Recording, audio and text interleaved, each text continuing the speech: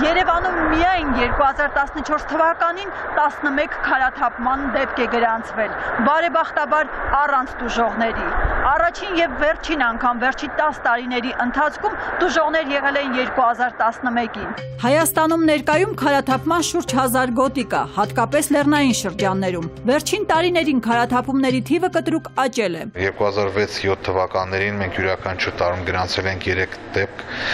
այնինչ անցյալ տարի 32-ը արդեն 11 թվականին 19 եւ այս տարի ռեկորդային ցուցանիշ 44 դեպք։ Անցնող շաբաթ Շիշկերտ-Ծավ ավտոճանապարհը փակ էր։ Հարակից սարերից այնքան քար էր թափվել, որ մեծ բեկորների պայթեցման ու ավտոճանապարհի մաքրման համար օրեր պահանջվեցին։ Կապանի նշված հատվածում երթևեկը կաթվածահար էր։ Մարդիկ ստիպված օգտվում էին շրջանցող ճանապարհներից։ Գավիժել են բավականին մեծ ժայռաբեկորներ, որոնք թերևս տեղափոխման եւ դուրսբերման տեսանկյունից վտանգ չեն ներկայացնում, սակայն աշխատանքը բավականին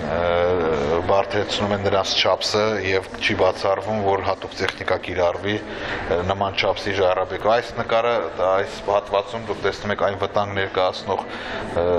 վտանգ ներկայացնող ժայռաբեկորը, որի վրա պայթեցման աշխատանքներ են նախապատրաստվել, դա մոտավորապես մեծ ուղղավորատար ավտոբուսի չափերի միաձույլ զանգված է։ Սա սակայն այս տարի մեծ քարաթափման առաջին դեպքը չէր։ Դեռևս տարեսկզբին փակվել էր Դիլիջան-Ճամբարակ հանրապետական նշանակության ճանապարհը։ Դեպի Ճամբարակ եւ դեպի Տանուշիմաս գնացող քաղաքացիները, որոնք ստիպված են այս հատված անցնել ոտքով, երկու կողմից կան տրանսպորտ հատկացված, որտեղ Այս դեպքերի համեմատ Ալավերդի Վանաձոր կամ Դիլիջան-Իջևան ճանապարհահատվածների փլուզումներն ու քարաթափումները աննշան էին։ Նման դեպքերում ճանապարհները արագ մաքրվում են։ Կողքերքը նայում ենք, վերևներն էլ որ քար չընկնի, վնաս չտա էլի։ Բոլորն էլ ապասնա, ստեղից միջև Ալավերդի ապասնա։ Վախելով ենք քշում, բան չենք անում։ Նայելով ենք քշում, ուշադիր ենք քշում։ Ո՞նց ենք վախում։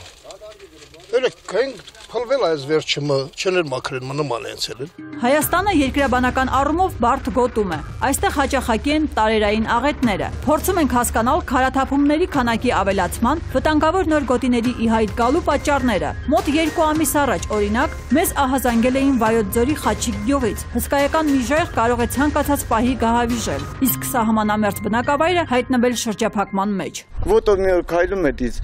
նայում վազելով գնաց։ Այս այն գլխավոր հատվածն է, որ պետք է պայթեցվի։ Եթե պայթեցման աշխատանքները իրականացնեն, անհրաժեշտություն կառաջանա, որ այդ մեծ բեկորները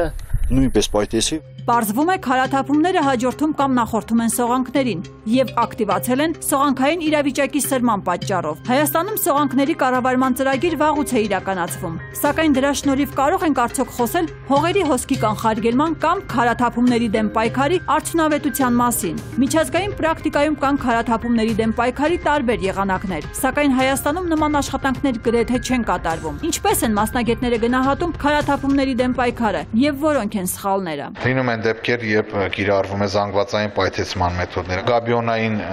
պողպատե ցանցերի միջոցով պատվում են վտանգավոր հատվածները, կան տարբերակներ, երբ ավելի բարակ ցանցերով լեռնային զանգվածը ամբողջությամբ պատվում է նման ցանցով, ընդհանրապես բացառելով որևէ քարի վայրընկնումը։ Միշտ չէ որ արտահայտ կառնի, որտեղ այն կարող այնպեսի զանգված լեռնային զանգված փոխել, որ այդ ցանցն իսկ վիճակի շինի պահելու համար։ Կան նաև առանձին պատնեշներ, որոնք վտանգավոր հատվածներից մի փոքր հեռու բարձրացվում է հատուկ պաշտպանիչ պատնեշ։ Երևան քաղաքում վերջերս կառուցված այն լավ շրջանցող ճանապարհը, որը հաղթանակի այգու մոտով էր անցնում, նույնպես լանջը գտել շնայտ բազալտներ են ներկայացած, բայց այդ կտրման աշխատանքների ժամանակ, պայթեցումների ժամանակ կամ առաջ են գալիս թուլացած զոնաներ, քարաբեկորների, որոնք առաջին պահում կարծիքն նրանք կայուն են, բայց ժամանակի ընթացքում